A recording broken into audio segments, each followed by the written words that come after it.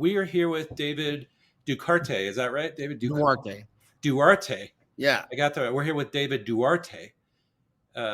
C is silent, right? So director of band. There's no C unless I typoed. There's probably that. I put it in. I put the C in. Oh, yeah, there's no C. But Okay, you can have it there. If it makes you happy, leave it there. I have. Okay, I just blame it on my dyslexia. That's what I do with all my failures. And so Duarte, director of bands or band director, which sounds more important? Either director of bands is probably the most. And Washougal, Yep. Washougal, Washington, outside of Portland. And also host of the Culture Before Content podcast, a new podcast. We'll talk about that later. David, maybe just tell us a little bit about yourself, your background in music, all the fun stuff. Sure. I am a 34-year educator. This is my 34th year in education. I'm a sax player who plays every single woodwind instrument. So I do a lot of Broadway shows. I usually have sub for Broadway shows if people need it. But yeah, I've been teaching. I taught high school from 91, because I started with general music, 91 till 2008. And then I became a fine arts admin in Arizona. And I did that for 11 years. And I retired from administration in Arizona. And then I decided to go back, and then I decided to go back in the classroom. And I actually moved to Nashville for a couple of years, teaching at their art school. Then COVID hit, and somehow ended up out here in the Pacific Northwest, because that was really where I wanted to go when I retired anyway. So anyway, now I'm teaching high school band. I teach music production, and I still try to maintain all the other side of me, which is, I'm very, and I have my Culture Before content, which I'm actually just the host. It's not a podcast that I generate. I'm just the host of it for Music for All. Oh, just the host. Yep. Yeah. That's the hardest part, isn't it? And and then, so you teach music production in the high school? Yep. I've got my audio interface right here. I've got my my microphones. I got my keyboards and all those things. And apparently some music starting in the background. But so you have a little keyboard. You ready? Yep. I got MIDI controllers everywhere. Right. So that's cool. I mean, that's it's cool to hear music production. What kind of software are you using? We have access to. Well, let's just go to the basics. We start with Soundtrack, and then we graduate to GarageBand, and then we graduate to Logic Pro. We also have Pro Tools. We also have Ableton Live, and we also have FL Studio. Wow, so you have everything. The kids diversify into live performance recording and the beat making process. So like right now we're getting into software. We're actually using Apple MainStage because I'm teaching the kids how to program the keyboards for the musical. So it's trying to create a life skill and also offering a class that you don't have to be a musician in, but there are so many people that are musicians that may not just realize it yet. And so I wanted to offer something where kids aren't, they don't need to be like, sixth grade playing the same instrument. All cool and all, but I just wanted to offer something. Wow. Yeah. So is this something that you proposed, or was it already happening? Okay. Nope, they proposed it. Matter of fact, I just finished my endorsement here in Washington. I'm just waiting for that to get updated. That's cool. Yeah. I mean, that's, you kind of think, if we want to introduce new stuff in the classroom or for music education, people got to know how to do it, right? Yep. So I don't expect in your undergrad or you probably got. Did you get? I don't remember what kind of music production classes we had. 0%. Yeah. It is, but I always think there's probably so many kids. Well, obviously, music today. There's with technology, so many people making music that really don't know anything about music. Well, I will tell this to any band director, choir teacher: the amount of music talent on your campus is large, and you're not hitting most of those kids, because if you're not in band or choir or orchestra, you're not necessarily going to take those classes. But wow, there's talent on every campus that you have no idea exists. I have found more bass players, guitar players, singers. I mean, and these kids make some incredible music. Yeah. That's awesome. It's probably that's fun. That's fun. So you're doing the regular concert band. Do you do marching band?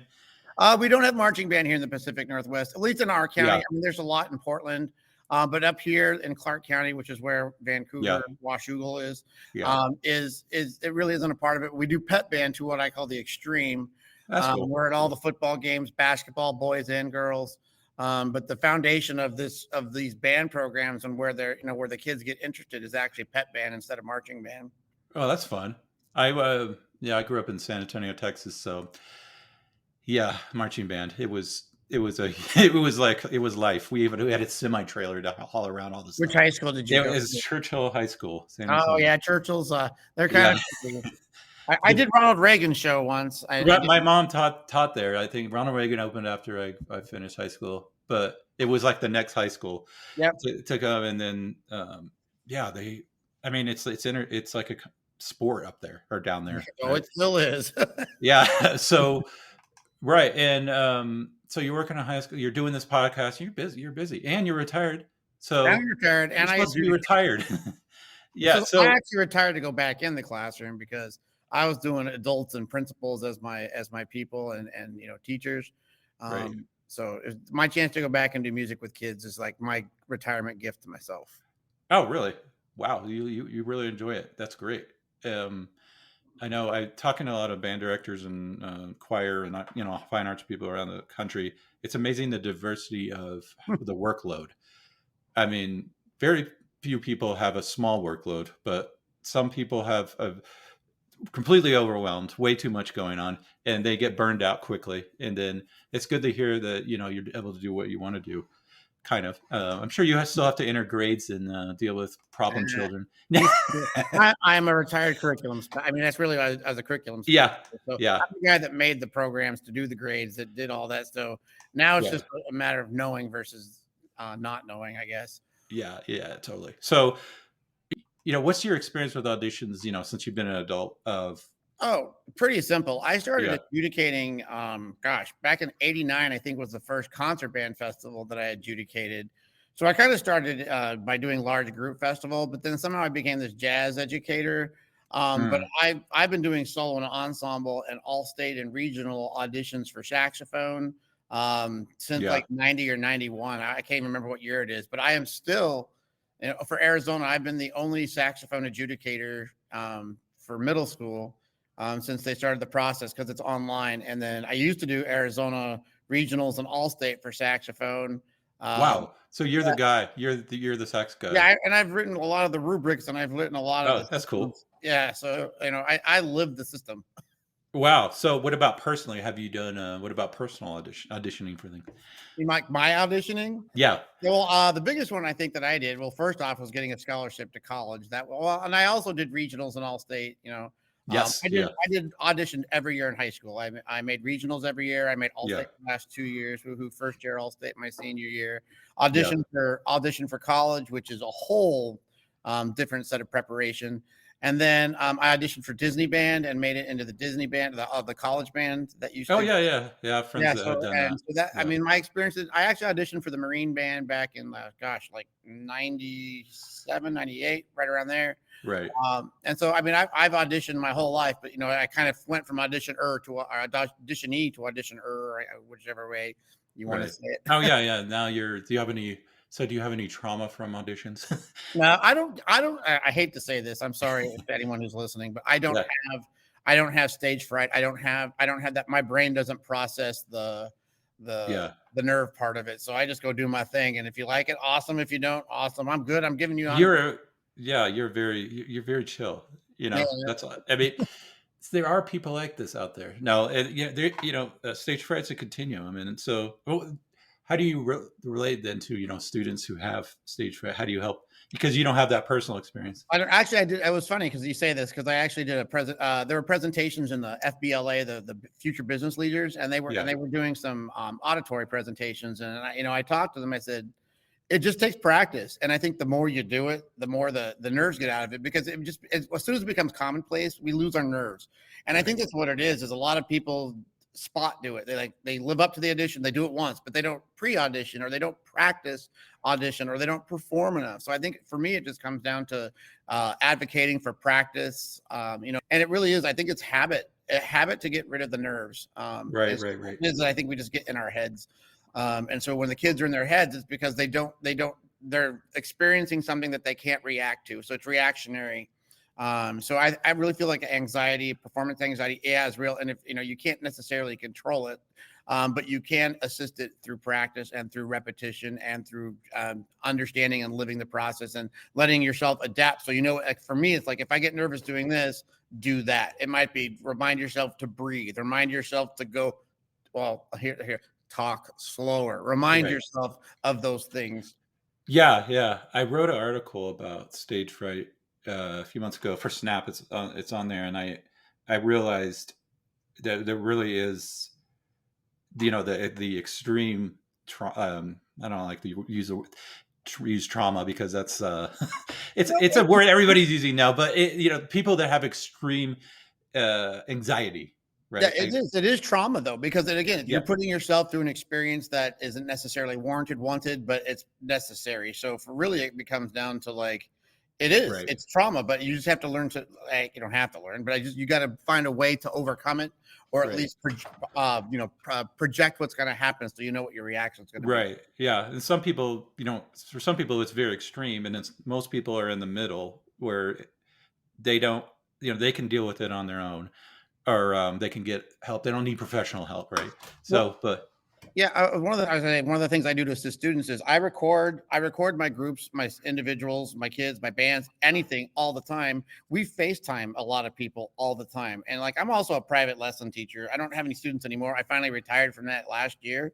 But when I had students, we would record, we would call people, we would play, and we would have them learn to share. And then it went from being nervous to being something fun to do. yeah, Um, yeah, yeah, yeah. Well, that was one thing I wrote about, was the enjoyment of it, was if you can harness that, like, why am I doing this? If I'm doing it just to compete, or for status or whatever, and I'm not having actual enjoyment, then that could be a problem. That's always going to lead to some kind of worry that if I don't make the group or whatever, then I'm going to have more anxiety. But you have to enjoy actually playing the music, Absolutely. unless the music they choose is really terrible. So I don't know about that one, Well, but that would be like the sight reading portion of like a festival or something yes, like that. yes, And then yes, I again, read. that's a habit. And I know as a band director, like even I take my own I'm a data collection hog. So like, my band Mm. was compressing rhythm, and what was the other thing we were doing? Our technical skills and our rhythm compression was happening. And then I realized, you know what? We're not sight reading enough. And I have two beliefs on how to sight read. There's the sight reading that's actually style acquisition, and then there's the sight reading which is rhythmic decoding and all of that. And so now I have purposely taken my band right now, and even I used to do with my private students, and we are sight reading purposely 4 minutes a day. And it's having all the Oh, really? impact on the world on getting over some of that performance anxiety. Because what is sight reading? It should be what you know on display. So sometimes it becomes what you don't know on display. Well, that's true. So how do you prepare for that? It sounds like a lot of work Oh, to, no, that's just it. You spoke earlier on the you know having too much to do. I think I am the yeah, king of having too much to do. Like I have, if I tell yeah, people my schedule, like I judged a jazz festival on Tuesday. I judged a middle school band festival last Thursday. mm, I have all these things on I actually played a musical the week before that. Someone needed a sub. I got like less than 24 hours notice and no chance to get a hold of the book. So it just you went. had to sight read it. Yeah. But like I said, experience is the best teacher. But I think it comes down to I am so programmed to know what to do that I'm like, okay, if my band can't do this, then I need to be doing that. And I think that's the premise. We've got to stop teaching notes and rhythms to kids, and we got to start saying the kids should know the notes and rhythms. The kids should know what's on the page, and that is our deficits that we teach the kids. But we got to stop doing the work. The kids need to show us they're doing the work, not us telling them like, hey, this is a B flat. Hey, this is a B Right, natural. Hey, kids, why did I stop? And right, and right. so again, note acquisition is the first step to music. That the next is feel, style. All that comes from them knowing, not you telling. Right. So, but on a practical level, how do you make sure you have a sight reading piece ready every Oh, time you're meeting? that's super simple. I use Sight Reading Yeah. Factory. So it's for Oh, me. yeah. Okay. For Cool. me, I don't believe you need to sight. Okay. I mean, I'm all me and my controversial statements, so to speak. I Yeah. don't believe you need to use full pieces of music to sight read. You can do it in 8 bar, 4 bar, Yeah. 8 bar segments. And Yeah. as long as they're again, I have it written on my board over here, like I call them learning opportunities. So right Mhm. now that I've kind of taken rhythm down to like there's only really 34 rhythms using binary code. Like I've got rhythm down to like a whole. There's only 34 rhythms Yeah, using because it's binary. 101, 1000 is like quarter note, rest, rest, rest. So anyway, there's only 16 combinations of that, and of those 16 combinations, by adding ties and slurs, you can only come up with 34 different combinations in music. And that's in like Okay. in a 4/4 time or a beat. I always show this to people, and they always are fascinated. But you can make it apply to fives and sixes and sevens once you get this 34 sets of rhythmic coding. So my kids have to end up having to know the 34 rhythmic decoders. And it really comes down to Oh, nine wow. basic rhythms. If they know Yeah. these nine basic rhythms, the Yeah. 34 pop out. Wow. That's I never thought about it that way. Yeah, Huh. I'm kind of weird that way. I'm just throwing. Yeah. You're this is I like the I like when people come up with new methods to understand things though. That's what I had to do to get through grad school. I'm like, I can't understand it the way you understand or any kind of math problem.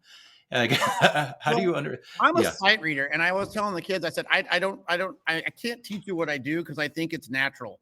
I think I've always been able to sight read, and I think my brain processes the decoding as what I see. And I always say to kids, it's not like you walk up to a book and say, "Oh my God, I don't mean to brag, but I can read all the words on this page." And then you make and the song would be the collection of words, and that's to me rhythm. So I'm a Right. sight reader. How did I make Disney? Is because I remember distinctly I sight read Cagney and Lacey, the theme from Cagney and Oh, Lacey, wow. and they were shocked. And I'm like, oh no, well that's just I already know how the song goes, and so I just sing the notes. It becomes the finger placement, but the rhythmic acquisition came from understanding that I see a rhythm. There's no rhythm that I don't know and I see it, so I'm comfortable. And I just assume that I play the right notes and right rhythms, and I let those go. And that's how I've become super successful at reading because making a note mistake, oh, like that's not going to happen on every single time you play your horn. So if I let that go and concentrate on the things above and below the note, concentrate on the words and concentrate on that, I will sight read better than everyone else. When truth is, I'm just processing it differently. I'm not looking at the rhythm. But, what it sounds like to me is that you learned techniques to get to make something challenging less challenging. Correct. I have a whole Yeah. system that I teach. I came up with it as a Right. private teacher.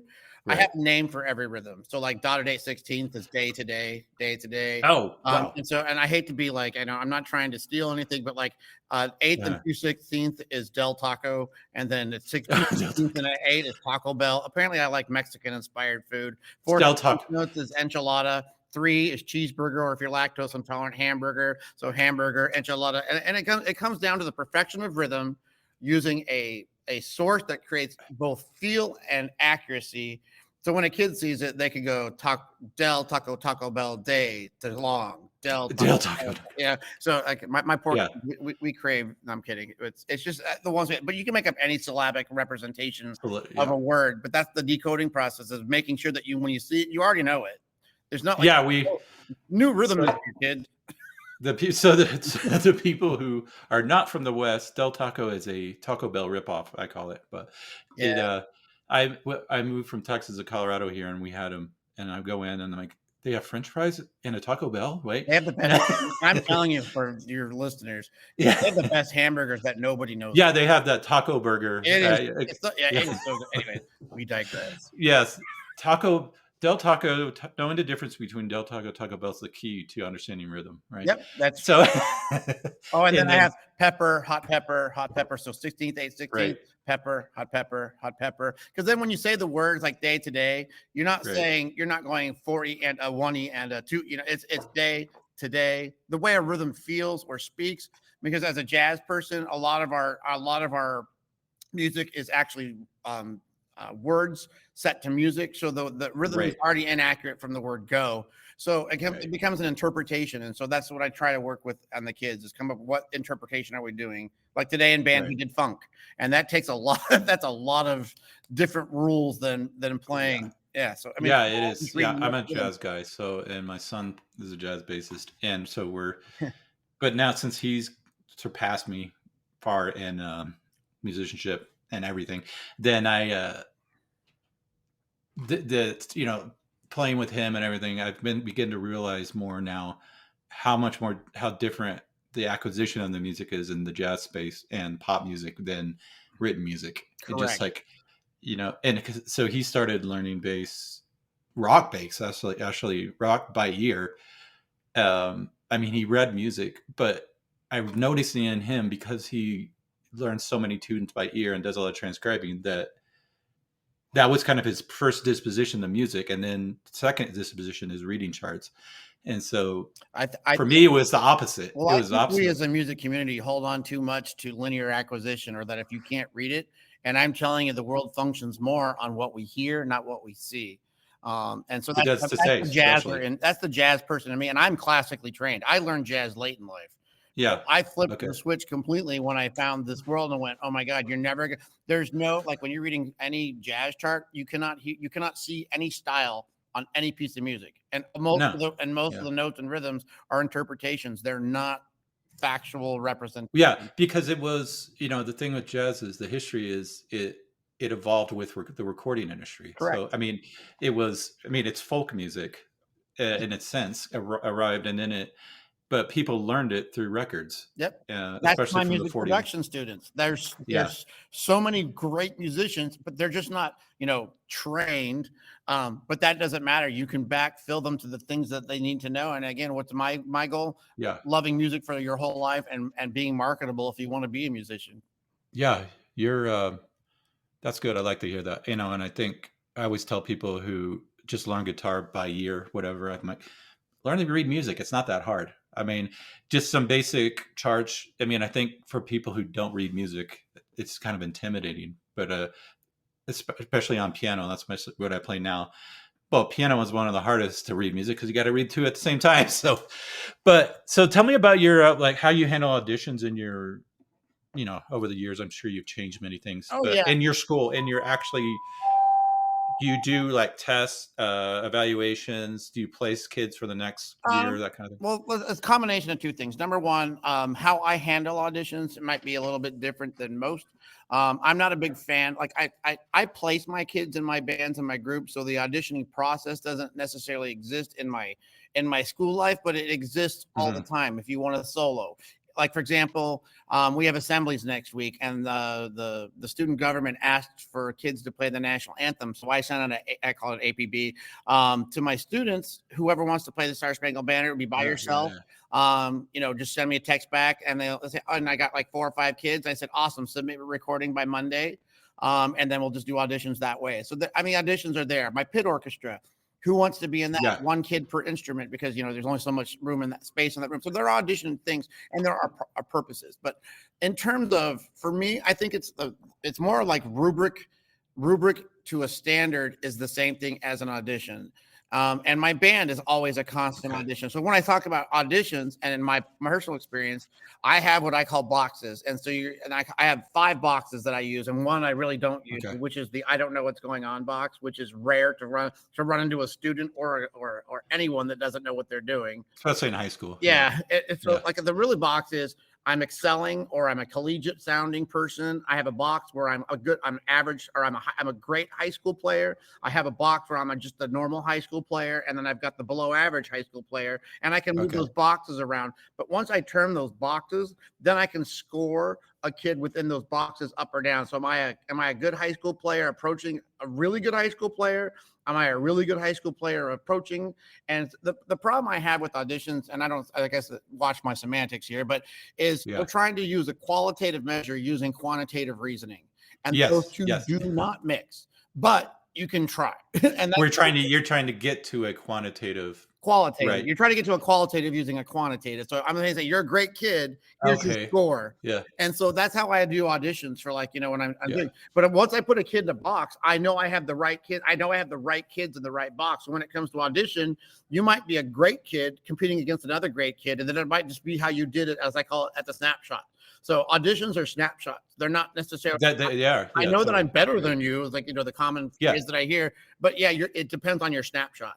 So for me, it's about putting kids in boxes and staying and using my rubrics for continuity purposes. And so I've built rubrics for concert band, jazz band, individual musician, and all those things. And when I do all states, when I do things, I mean, I just automatically put the kid in a box right when they Oh, play. you got to put those rubrics on our rubric build. So we built a. They're actually, it might be on my own website, David. Send them to me because I we'll put will. them. So We have a we just built a rubric builder at Snap Audition, and anybody can use it for free and go and then grab a free rubric. You don't even have to use our software, and then you can use it in the software. But Yeah, and that's yeah, and I kind of learned it from marching band because I designed the marching band, some marching band rubrics, and it's the same thing. You got to put the band in the called band in the box, and then where that band in yeah, the yeah. box goes is like it's a direction of approach. In my belief, you don't even need to score. You just need to put the lever in the box and move the lever, and then wherever the lever goes, it can assign a quantitative. So how do you operationally like do these what does it look like every year? Like, are you running an audition for next year kind of thing? I always have the rubrics up available to me, and then I will. Okay, I'm such a nerd. I'll build an Excel spreadsheet or a Google sheet right. that auto computes for me, so I can have it compute anything. Well, you tell me what the rubric is for your things, and I'm going to live with inside that rubric. But are you running auditions? I mean, in your school right now, are you running an audition like for next year We just finished pit orchestra auditions. That's the last one. All that's left now. for this year's production? Yep. Okay. And so all that's really left is soloist for the next. So you're doing auditions because I know here Colorado, the schools are really underfunded and the band directors are overwhelmed. But some of them don't even run auditions they just place kids. Well, that's what I said. I do that, and Yeah, that's my band yeah, works in that function. But then there's yeah, solos, so we do all solos are by audition only. And so I have, yeah. like I said, the rubrics are in place forever. I call it. I think mine's called Washougal Performance Rubric, and the kids can go and see that rubric. But it And really there's is a 4-point scale, and 5 if you count 0 as a number. So it's really 4, 3, 2, 1. So that kind of matches the standard-based grading book that we use here.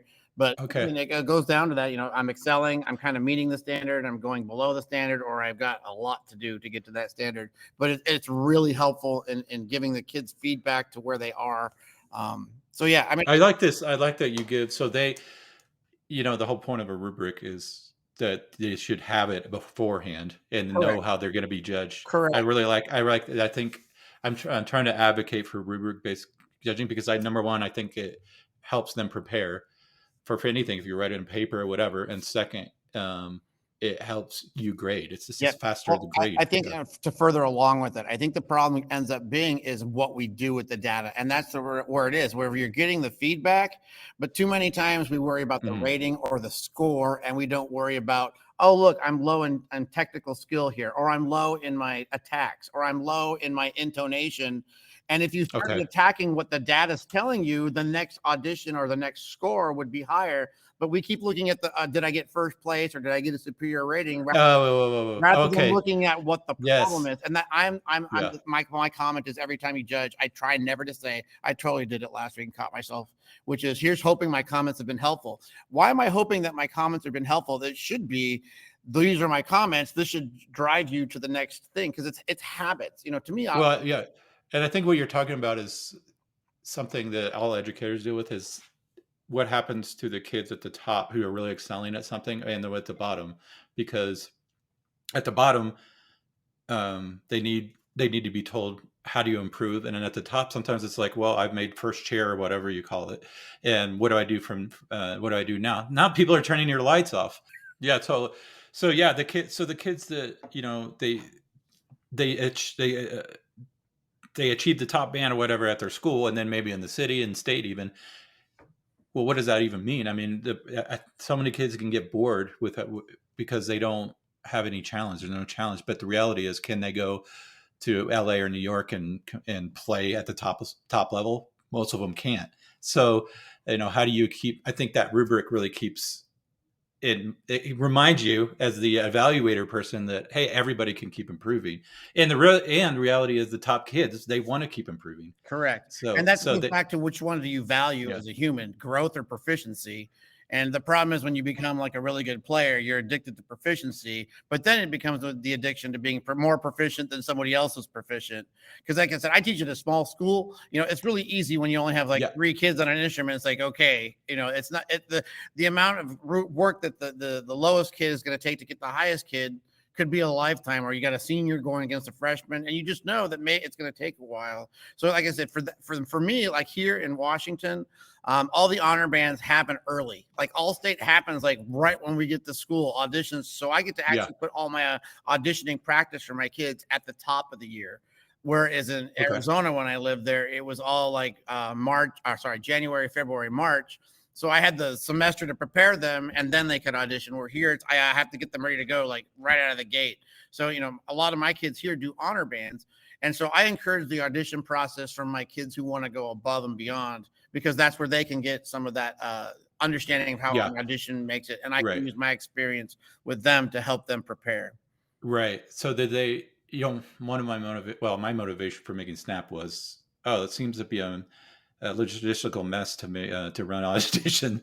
And I'm a software developer, so Yep. why don't we make something that's affordable and that can make it so much easier? But one of the biggest things was feedback. I noticed with my kids and myself that the only time I was getting feedback or they were getting was the solo and ensemble type of format, Yep. but they weren't. And then I started thinking, oh, logistically, how do you get feedback to all these people, right? So that's why we made it automated in our system. But going back to that rubric thing, it was okay. I spent all this time auditioning, preparing music for all state, whatever it is, and I didn't make it, or I did make it, but I don't know how I did. Right? I'd Right. like to know. And yeah, I think we can serve people better if we're able to give them feedback that's based on some kind of Well, it's system. funny you say that, Yeah, because that's what also my again, that's talk about the things I do at the outside. That's yeah, my company on the outside is based on not providing a space for auditions, but providing a space for teachers.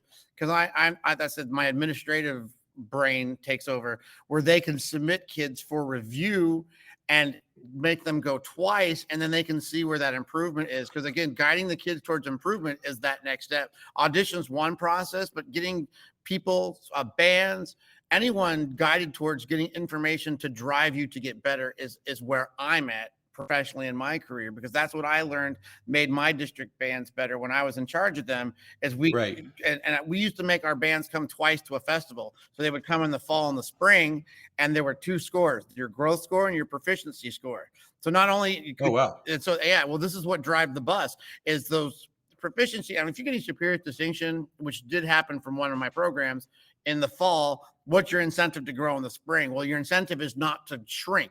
Your incentive is to, even though you grow, there's still room for improvement. Even as as a professional musician, I still have room for improvement. I know you talk about piano. If I don't Right. practice piano for a week, it's like starting over like half the time. Like, Yeah. where are my fingers going? But Yeah. we did Right. that with the purpose of, you need two data point sets no matter, to show growth or proficiency or both. And so Well, I have spent my adult life trying to get that message out to everyone. Don't just go to festival and go for the rating. Go twice. And did you? Because what happens when what I learned, twice in the same year, or yeah, twice in or the same okay, year, because again, okay. oh, it's different music. I'm like, well, that doesn't matter. Intonation is not. As I say it as an English teacher, I'm not an English teacher, but Romeo and Juliet is not the Mm, curriculum. That's the right. access to the curriculum. The music is not your curriculum. What you do to prepare that piece of music is your curriculum, and those are the habits. Can you Oh, really? code? That's Are yeah. you in tune? Is there balance? Is there blend?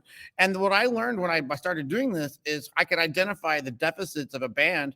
And I had a system where if you were in the bottom three of a category, I would go visit you as an administrator, and we would go do like a PD on those categories. And guess what happened to those band programs by the second time? Those deficits were improved by bunches. And guess what happened the next year? They would start over, but a lot of those deficits were not in place because we were starting to identify deficits to get. And this goes back to that issue Uh-huh. thing. And that's what I do with my private students. That's what I do with my public school students. Let's identify proficiencies and work on that. That's why we're every day right now. It's 3-4 minutes of sight reading, because we have compressed rhythm and technique problems, and then we have articulation, because we have articulation studies that we're doing at a heightened, because we realize Right. our tone concept on articulation as a band program was unclear. And that's the same thing I do as a private teacher. I identify what each kid is or isn't doing, pick music appropriate for that level, and then work on the things to get it. The Right. next time we start a cycle of something, and it really comes down to your cycles, the next cycle, the deficit should either be gone or improved so much to a point that we can now target maybe a different item to work on and prepare. And that's what makes Right. the band program go forward. It's like, if you hear my band now, it sounds a certain way, but I already know what it's going to sound like in 2 years, because I am nowhere near where I'm going to be. I'm having to take what happened after COVID and keep you moving Yeah. forward. And so, So how do you keep people, whenever you start learning an instrument, There's different methods, of course, Yep. but you're usually, you're playing hot cross buns or something, because the idea is motivation is really important. Well, So how do you keep people that are at the very beginning of their journey motivated with just exercises? Well, for And me, it comes down to, well, I actually have a system for each and every instrument. So, like, I have, for yeah, brass players, they got to learn every shelf, which is me trying to teach them each of their, each position down 1, 2, 3, 4, 5, 6, 7, 1, 2, 3, 4, 5, 6, 7. And I have a little limerick for like flute, clarinet, saxophone, oboe, to teach them every fingering out of this limerick. Like, for example, saxophone, I just teach mhm, one finger down at a time: B, A, G, F, E, D, C, C. right, And then I teach A sharp, G sharp, F sharp, D sharp, C sharp. And when I teach them that limerick and they can play it, for them, it's just a fun little easy tune and a fanfare. Yeah, that's all 12 notes of the chromatic scale. So I've had students learn an entire book 1 in 4 weeks, because I teach them notes first. I teach them how to play second. So I'll give them tunes. I could give them Happy Birthday. I give them Star Wars. I'll give them anything. right, And, yeah, I teach them a way to decode. And then after they can play like 20 tunes, then I start the book. Like, I teach them to play first before I okay, teach. And that might be where I am, again, where I think I'm different. And this might uh, be the private teacher in me. But if you're teaching kids in high school who's a beginner, they just, yeah, again, they don't want to do number 16 for like a week, and then do number 17 for like a week, okay. and 18. And it goes down to, you remember people for how you make them feel. So if a kid's going to start an instrument, they just want to learn the instrument, You remember people. You remember people for how how they they make make. you feel. So how do people remember you? Chaotic, Yeah. overcomplicated, talks way too fast. No, but I'll Yeah. give you an example. I have a student in my concert band, which is my 9th grade band. He Yeah. started tenor saxophone, and well, he started early because he got the instrument ahead of time, but he didn't join the class until February, which is when our second semester starts. He's not Yeah. behind. Really? Yeah, he's not behind. So I've got flute players that have switched to saxophone. They're right. not behind, Yeah. because it's goal setting and goal attainment. It's every kid. I call it the snowflake process. Everyone's different, but we can't treat them the same if they're different. Now, the band is one thing. They get treated Right. the same, but each individual is a snowflake. So if this person doesn't know sharps and flats, I'm going to go work on sharps and flats and give that kid something to do. Here, why don't you Yeah. learn this song or this piece of music? And I trick them into learning. I don't tell them if it's hard. I don't tell them if it's easy. I just tell them, here's the goal. And if they can or can't, the weird part is they usually surprise you how much they can do versus not how much they can't. But let's be honest. There's one thing that fixes everything, and it's called practice. And that's the one thing that we've got Yeah. to quit accepting from kids when they say they can't or I don't want to.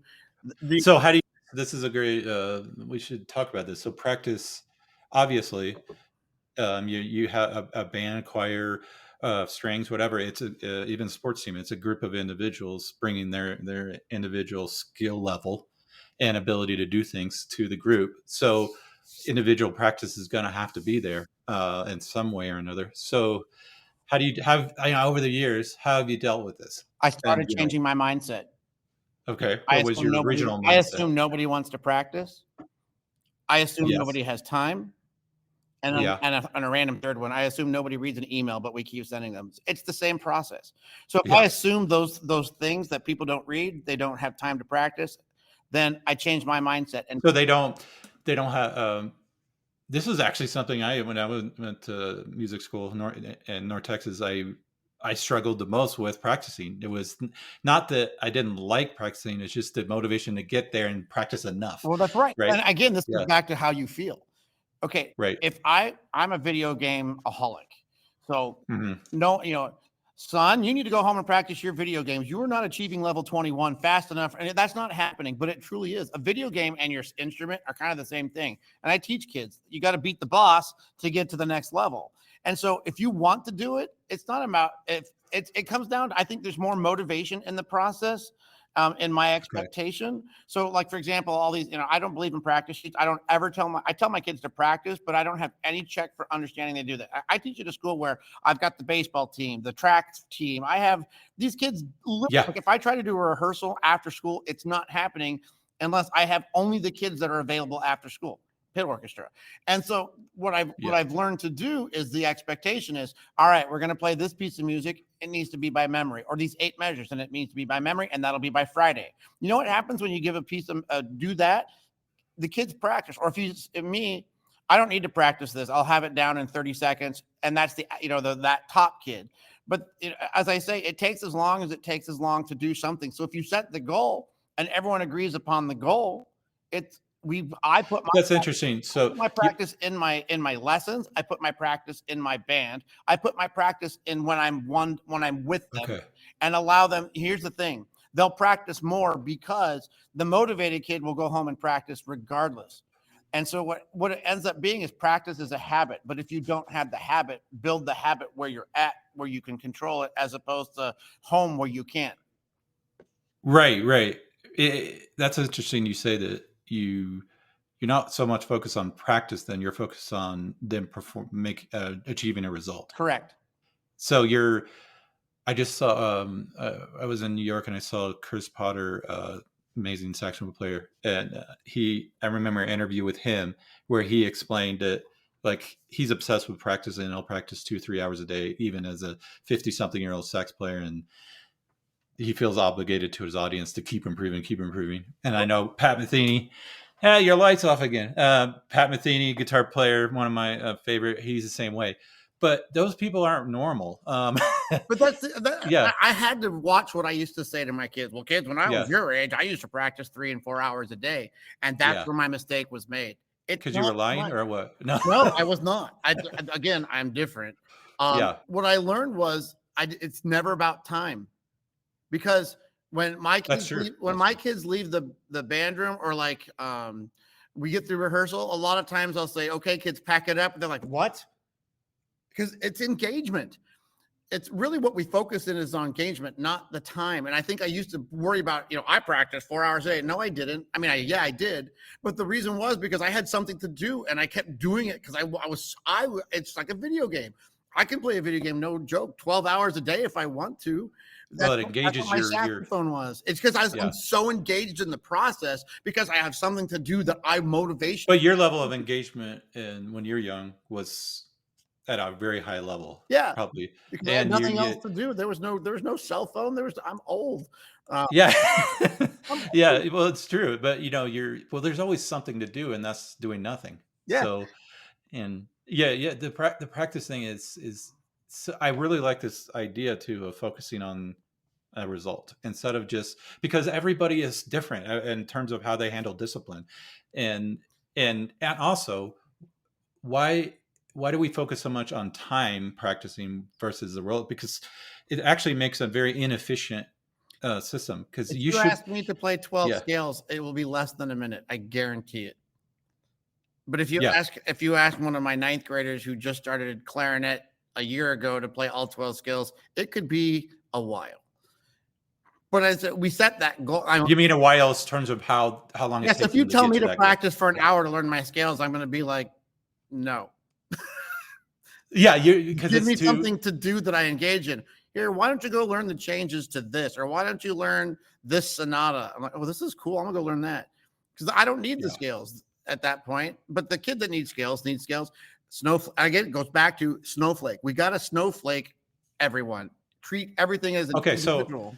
So if you're motivating your private lesson kids or your your band students, how do you say, hey, I want you to next lesson, I want you to be able to do this, and then they don't do it, what do you do? They can't pull it off. Well, number one, I would never set a goal that they can't achieve. I don't. No, but they can do it, but they don't do it. Well, that goes down to like why my bands gets placed as opposed to audition, because they audition every day. I have it like right behind me on my board. I have exactly what we worked on today, and so the methodology is you have to have these things done by the next time we meet. But if they don't do it, is there a shame? Is there a bad grade? Is there a like how does it work? Well, this is another hour-long podcast on grades, but there's 0% chance that I'm going to do something that makes my kid want to quit. And we've got to, again, it goes back to like mindset, I guess. And I guess my mindset is if a kid can't do something, then I'm going to do something different. And I use systems process. You want to know what I do? Okay. peer student, go take that kid in the hallway or go take that kid, but it's not formalized to the point where I'm going to say it out loud and they know. It's for me, I check for understanding through my ears. And if a kid can't do something because they didn't do it, then I'm going to go get, again, I told you, the practice is in the classroom. Then awesome. You go off to a practice room or go on stage and go work with that kid and come back when you can do it, or at least make it at least like, make a magic number, make it at least 15% better than it was when we did that. So again, it goes back to what you said, right? And you caught me off guard there, classroom management. I've learned that I'm a managementaholic, and that's what I've learned when bands, kids can't perform, it's probably a 90% chance that there's a management problem and not a musical problem. And so if the kid can't do something, I told you I'm not going to hold the kid accountable for something they can't do because they weren't. And again, it's not an excuse. My kids are motivated, and I can tell when a kid isn't motivated, and I will treat that kid differently. And again, it comes down to, well, fine, if you're not going to push, I'm not going to spend my resources or my time. I'm going to still have that high expectations, which is the big thing. But if that kid isn't meeting that expectations, good luck on either achieving or being a part, or when we do the select groups, you're not going to be a part of the select group because you're already auditioning. So there is consequences. Yeah, there's consequences, but I will not formalize the consequence. Well, you do, but they could be formalized and not making it into something. Yeah, it's the same thing as when a kid, when a kid talks during a concert and I yell at them and they're like, "You called me out." I'm like, "No, I didn't call you out. You called yourself out." It might be semantics, but it's not. And it's again, I guess I'm such a systems process person. If X happens, Y happens. If Y happens, Z happens. And so I think of it that way. So sounds like that's how you've handled your ADD tendencies, is to have systems. I do. Trust me, if you know me, I have systems in place for everything. So tell me about this culture before content. So this podcast just started, and how did that come about? Well, I think it came about, I have to think about this because it really started when I moved to Nashville. And so what happened was the engagement level of my band online was high. Okay. And so that made me an anomaly, apparently. Like I did what I was right. Well, the reason my online learning worked out is because that's how I teach it in the classroom. I told you, we only teach with who's there or who shows up, so to speak. So when we shifted to online learning and how my kids acquire music through listening, through comparison, contrasting, playing, I just assumed a kid couldn't play at home. And I just assumed that when they could schedule it, and it worked. So it came down to the things I was doing. I was Nola Jones when she was working for Conn-Selmer. I sent her a video of what I was doing, and she goes, "We need to get you to talk to people." So I did. I did a presentation for Conn-Selmer on one of their presentations during COVID, and then that kind of got my name out there. And then when I moved out to Washougal, somebody at Music for All who had been at one of those presentations said, "I have this idea. Just call me crazy." I'm like, "Okay, you're crazy." And then that's how it's all it came to be is and then I wrote an article for them for Music for All. And so when I wrote that article, that's when the podcast actually became. So what's Music for All? Music for All is I always say, if you know it, it's probably Bands of America is how most people would know them. From high school. So Music for All is the corporation that runs Bands of America, National Concert Band Festival. They do a lot, on a national scale for all bands. And so Music for All is huge, and musicforall.com. And so when they approached me about the podcast, it really came down from starting that presentation to writing that article, to that article incited we should talk about this. And it goes back to classroom management. The culture of the classroom is more important to me than the content that you deliver, because if you can't deliver the content, if you don't have culture in place. So what do you mean by culture? Like, for example, when my kids walk in the room, there's an expectation that, hey, set your chairs up, get your music out. We start 3 minutes after the hour. And then when I start talking, you be quiet. I mean, there's just a whole, and it's not those specific things. It's my culture for my classroom, my percussion. They walk in, and like I said, I have my sub plans sitting right. I laugh because I have my sub plans right here, and my sub left with, "Oh my God, I didn't do anything all day." And it's because, my kids have processes when they come in. Like, the kids probably do more music when I'm absent than when I'm here, because it becomes a matter of listening, playing, and performing. So it's those three things that happen. So the whole hour is engaged when I'm gone. Right. And so, like I said, the culture of my classroom is expectations that are met from start to finish. you have a music ed degree, I um, theoretically. do. Um, I didn't do that, but how do you? I would assume there was some training at least in on how to do what Nope. curriculum, lesson plans. That's what you do, lesson plan. Nope. So was it not there? Is it? Do you think it's there Nope. now? I mean, I will go back to this statement. So for yeah, your listeners are out there. When I started teaching, since I'm old, there were no standards. So I got told on my first job, go make the band good and also go make the choir good. I'll see you at the concert. That was it. That was yeah, the only. correct. So it was very. It's interesting because I've noticed it was very performance based. Like there was a product. The product was the performance of the band, and the administrator may become, and that's all they ever saw. Oh, they never came Right? to my. I Yeah. didn't have an administrator in my classroom until I want to say 2005. So let's Wow, say it's 1990.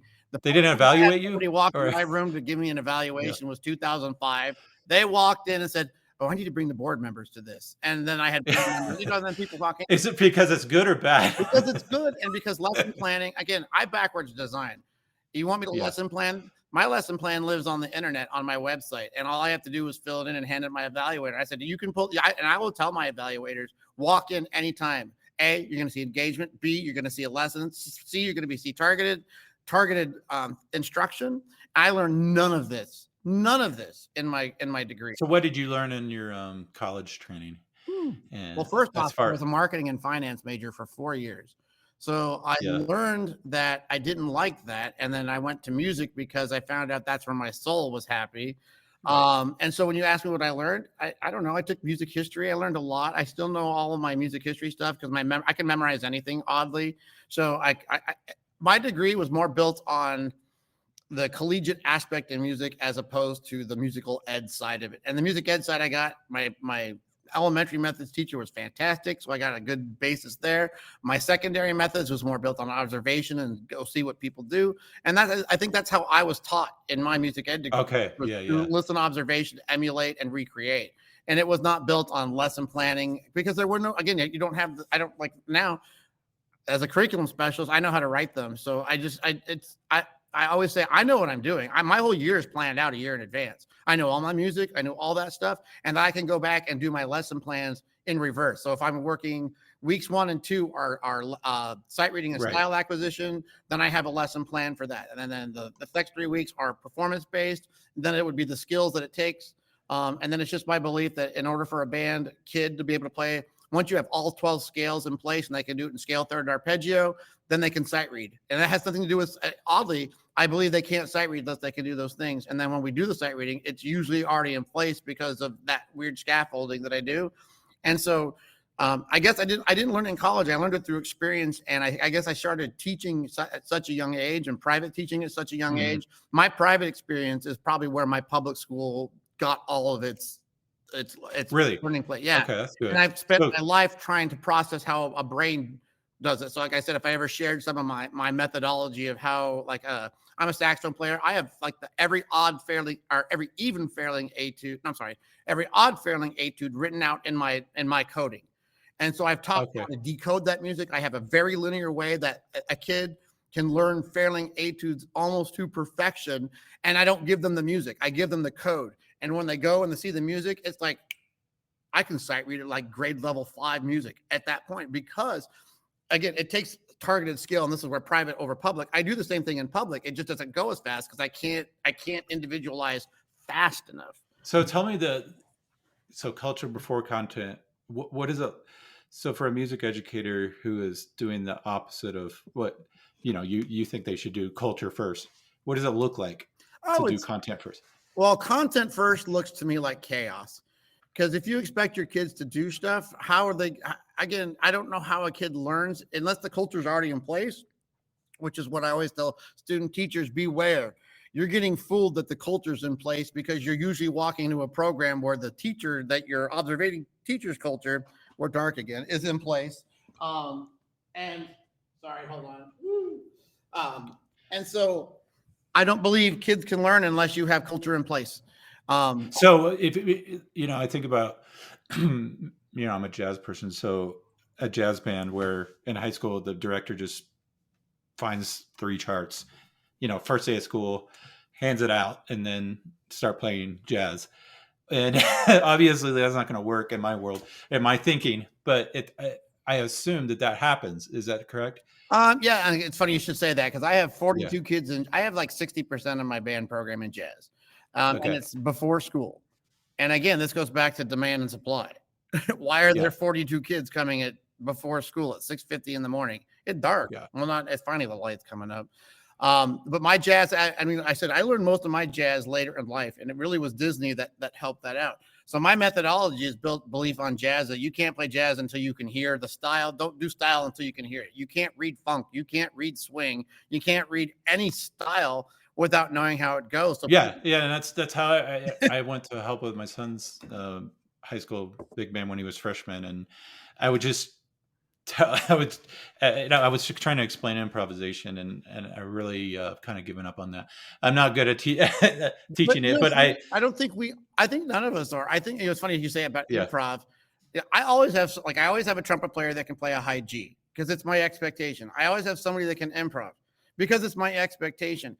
Well, and And yeah, with this band, I tried to get them to listen to jazz. I yeah, was like, for one thing, you can't play. You could play in a big band, yeah. I mean, you probably could pull off if you just had a little exposure to it. But when you're getting to like soloing, like you really have to be engaged in the music. There's just no other way around it. You have to be oh, engaged in that music I for it. almost believe you have to have more skill set than a classical musician to be a great improver. I mean, all the Yeah. technical aspects that it takes. You know, I guess being a sax player, I'm kind of biased on that one. But I think the technical skill that it takes to become a great improver has to be in place, and then you got to learn the difference between melodic and harmonic content. But like I said, that's that whole thing of targeting and giving the kids the information, and it's their job if they want to do it.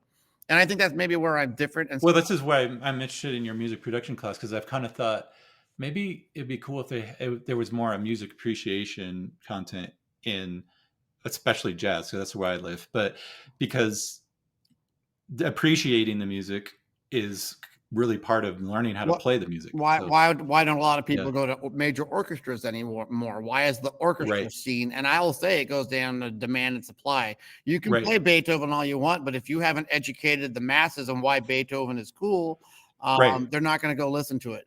But if you decide you're going to play, you know, the good, the bad, and the ugly, you're going to play things from Star Wars, and that gets people in the seat. Or you know, my genre of video game music is probably the most Yeah, underappreciated music thing.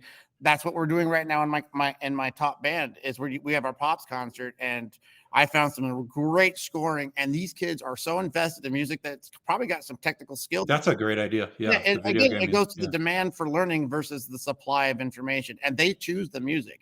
What I have right. to do is say, yeah, we can't play that, or yeah, that's too easy. I mean, that's my job as the guide. Um, Yeah, but right. Yeah, I mean it.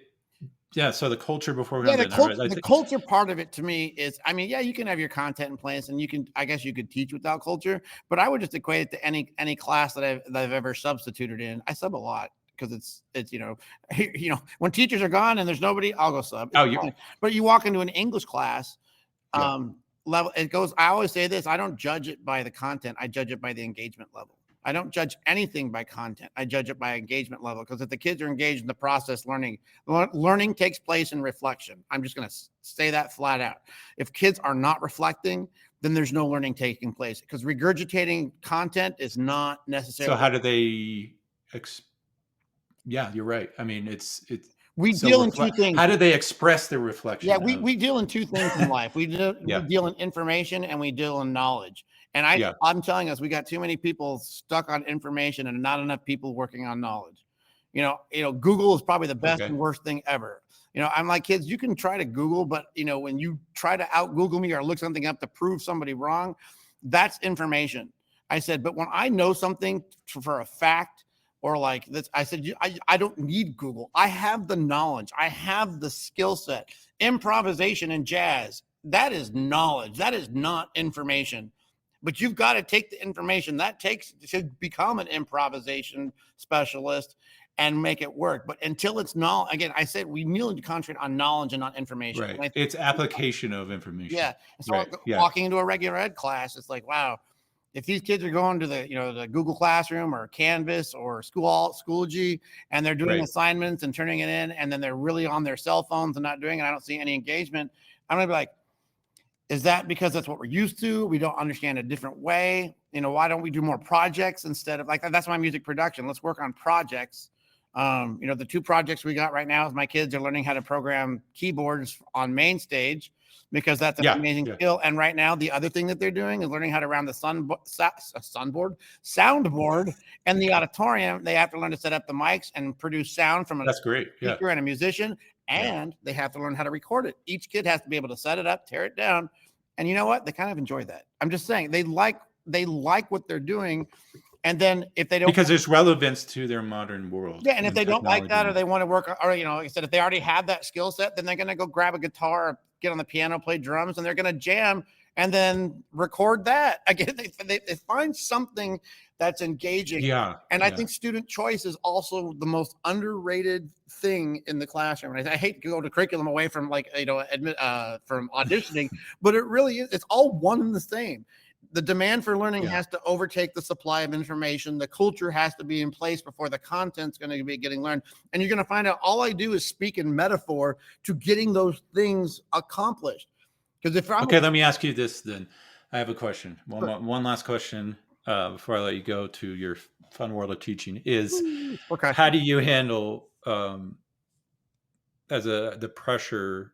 Okay, so what I'm envisioning here of culture before content is, hey, maybe you let the kids get into something that maybe you didn't do 20 years ago, and then you go down that path and they're really engaged. There's a culture, but that doesn't show through but maybe whatever that is, you can't turn it into a performance, or you can't compete at some festival or whatever. It's not, it's, it's there and it's fun, but the traditional way that it seems like band and choir and orchestra are handled in our country is very performance oriented.